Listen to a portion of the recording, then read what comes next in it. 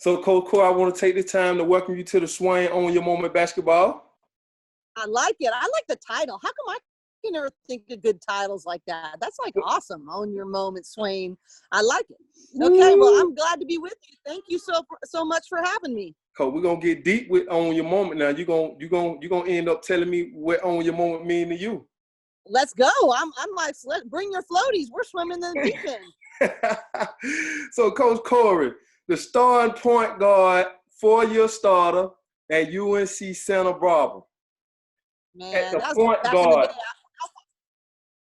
I was a PG, all right. I couldn't hit the ocean from the beach, but I could deliver it to you. A 4-year starter, Coach.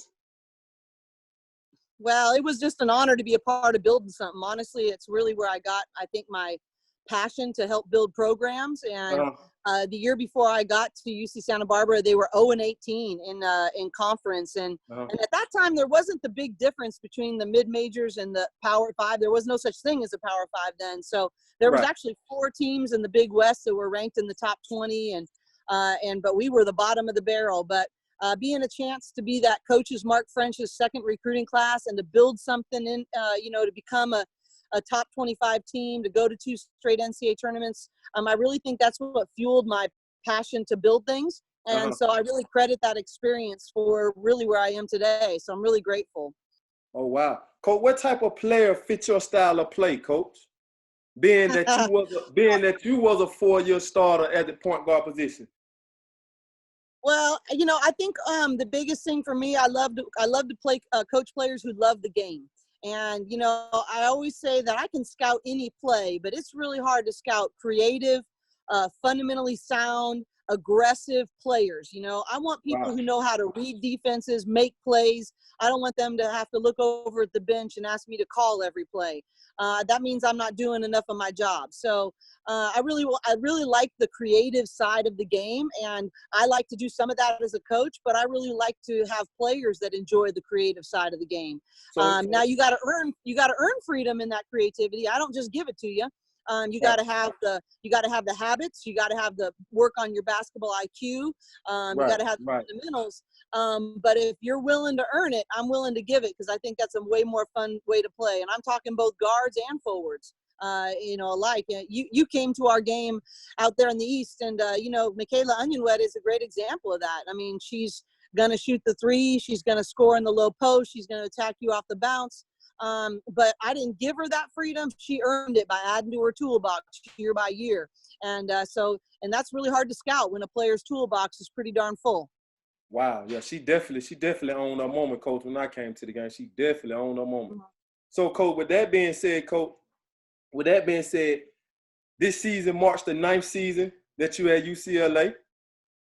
At the end of the season, you had 4 Sweet 16s. Correct? One Elite 8. Elite 8, one of the 8 schools to do it in the country. What was the number one trait that you love about Jordan Canada? She's like one of the fiercest competitors I've ever known. You talk about owning your moment. The bigger the moment, the more she owned it. And, I love that about her. I remember her freshman year, we were in the NIT, and we were in the championship game. We were at West Virginia, and it was sold out. And in warm-up, she had this look in her eye, and I literally turned to my coaching staff and said, "Don't let me overcoach her. Jordan's she's got it in her eye." And so and sure enough, the key factor was just giving her space, giving her the right arsenal to use pick and rolls and to get her into the middle of the floor. But what I love most about her is the bigger the moment, the more she owned it. And she had a competitive fire. She just hated to lose. And so you allow her to use her natural instincts. Well, and again, yeah, I did. But, again, she earned it. And it wasn't at the beginning. We struggled. If I'm being really just honest with you, the first half of her freshman year, her and I struggled because she wasn't ready yet. And we had to work, and our relationship, came over time. And, when she came in, I always say that she saw the game in ones And by the end, she was seeing it in fives, everybody. And she, that's huge. when I make this pass, it's going to lead to this. Or when I make, and people say that all the time about her offense and how incredible she was and no one could keep her in front. But people don't talk enough that she was 2-time Pac-12 Defensive Player of the Year. And so, she did that on both. Oh. Yeah. And it wasn't even out on the ball. She loved to get into the post. I remember our very first Sweet 16 that we went to. We were playing South Florida in the second round of the NCAA tournament. And our last 3 possessions, they had Courtney Williams. I mean, it was a battle. We had Naira Fields, who was a future Olympian for Canada. It was a great game. But the last 3 possessions, we pulled Jordan off the ball and went and posted her up. Had 2 and 1s. And we got a great shot and an offensive rebound on it. And she was just willing to do whatever it took because it was more important to win than it was for her to do anything else. And so I think that's the thing I admire the most about her is her competitive fire. Sound like to me, Coach, she was a real monster. She was. She still is. Coach, prior to the coronavirus, Coach, you guys were 26-5. 26-5. What was the expectation for this season, Coach? Well, I think we wanted to get to a Final Four, and I thought we would have been either a 2 or a 3 seed, but I thought we were pretty close to be a 2 seed, and 26-5 is great, but 26-5 in the number 1 conference in the country, I felt pretty prepared, and so we were ready to go. I thought we actually had our very best practice of the year leading up to the afternoon when the whole tournament got canceled, but. We expected to make a deep run in the NCAA tournament, and our players had a level of confidence that we were going to get to New Orleans. Wow, that's big, Coach. That's big. Let me ask you, Coach, what took place in that practice for you to feel that was the best practice of the season? Well, I think we played with a competitiveness and a physicality that showed me they were ready to do whatever it took. And, I think that a lot of women sometimes, and this is sort of a stereotype, but sometimes, they don't love to just go at it with each other. Like, it's me versus you, and we're going to town, and then we can still go get wings after. That's all right. Right. It doesn't need to be that way. And I thought earlier in the year, we have a group of really nice young women, and I love that. But I'm like, there's a time and a place for nice, and I would never want them to compromise that. But on the court, it's time to learn to compete. And I thought we had our most competitive practice. And so that's what I really love to see is them being willing to really get that grit going and being willing to compete every single possession, every single drill, and know that that's how you really love your teammate, because that's how you bring the best out of them too. That's big, Coach. Coach, I noticed you do a lot of leadership things, a lot of team building with your players. Why is it important that you feel your players need to be mature on and off the court? Well, to be honest with you, my true mission is to build champions from the inside out. If you're going to ask me, that's we always say here, champions are made here, but from the inside out. And I just really believe that the greatest coaches over a sustained period of time, it starts with the inside, it starts with the heart. I was lucky enough to be mentored by one of the greatest coaches of all time, won 10 national championships in 12 years, Coach John Wooden. Yep. And one of the things he used to always say is he said, I just always focused on coaching the young men's hearts. And then I really was committed to that first. And then I trusted that the habits of championship character would spill onto the court. But no one won more than him. He won 10 championships in 12 years. And he always focused on coaching the young men's hearts first. And that's what I've tried to take from him. Coach, if you can see me right now, this camera, camera, Coach. Listen, Coach, I got goosebumps. I appreciate it. Did you hear what they told me, Coach? Well, you and I both know. You and I both know that the baskets will come, the wins will come, but when you affect somebody's life, man, that lasts forever. I always say the only 2 things that are going to stay with you for the rest of your life from this experience, it ain't banners, they hang in gyms, it ain't even rings, those collect dust. It's who you become and who you impact. And so I don't want to trade that for nothing. So just a lot of young coaches that don't like that team, the WBCA. Do you think that convention helped the young coaches grow in today's game as far as coaching? The WBCA, you said? Yes.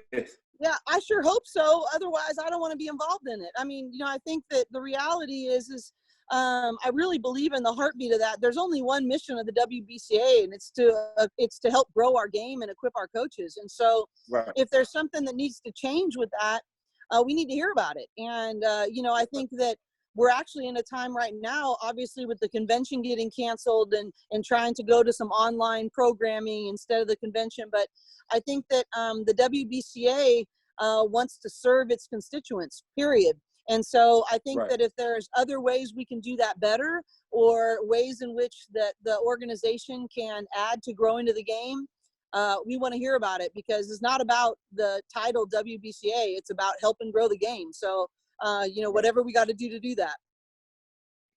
Coach, I can recall seeing a lot of players doing a lot of natural things throughout the course of the game as I watch you guys play.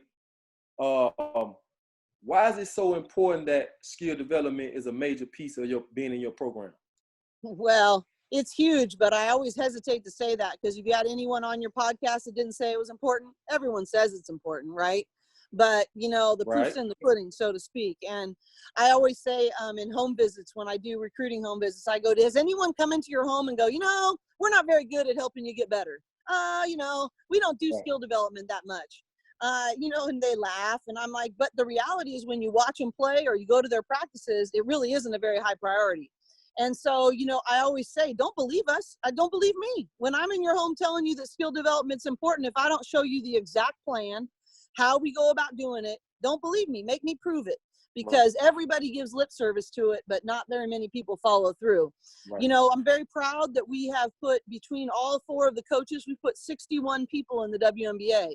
And in our careers, 61 people, and I'm proud of that. But the reason I believe that that's the case is our unwavering commitment to skill development. Oh, that's amazing. Wow, that's amazing. That's amazing. Coach, let me ask you this, Coach. What does the word "own your moment" mean to you? Yeah. You gave me a warning at the beginning of this, but then we got going. Now I'm thinking hoops, so I gotta pause for a second. Yeah, you gotta pause for a second. Yeah. I like to swim in the deep end too, so I like the deep questions. I think owning my moment means to me is I want to be present in my purpose. That's it. Present in my purpose. And so if I get distracted, if I forget, I'm not present in my purpose. If I get selfish, I'm not present in my purpose. So say, hey, Swain, I'll call you up and say, Swain, did you own your moment? And I would say, I own my moment. What it would mean would be I was present in my purpose throughout the day. So if I can own enough moments where I'm giving to other people with no expectation of anything in return, then I'm thinking I got a pretty good day. How do you define owning your moment? I've heard your story, but I want to know what you think. Like that. You want to know what I think? Yeah, I'm boring. You're way more interesting. Passion unmarred. Ooh, there's no beginning, there's no end. Yeah. Relentless than that. Yeah. Oh, that's good. Yeah. I'm talking about coach with everything though. The way I eat, the way I talk, the way I feel, the way I pursue my goal, the way I attack my vision, the way if I fall, the way I get back up, the way I brush my teeth, because those moments, they'll never come back again. When I say my prayers, I ask God, I say, God, thank you for this day that we'll never see again. Amen. Yeah. Oh, I love that. Real. I think it's, that's what habits of excellence are about, right? You asked me about USA basketball. That's what I love. They don't ever talk about winning gold medals. They talk about having gold medal habits. That means the way you tuck in your jersey. That way is when you show up to practice. That means how you are in the dorms, everything. And so I like that, and then when the pressure mounts, we were down, gold medal game, credit to Jeff. He made a great out of bounds play. We got a lucky play in terms of that. So an offensive foul but he was ready to own his moment because he was prepared, because he had gold medal habits as a coach, but our team had gold medal habits. And so we were ready when the pressure was the highest. We were ready to own our moment because of the habits we created in everything, not in some things, but in everything. So I'm with you. So excellence is not a faucet you can turn on and off. That's what I like you said about brushing your teeth, how you get up, everything is about, you know, the habits of excellence. It's not a faucet. It's a lifestyle commitment. Yeah.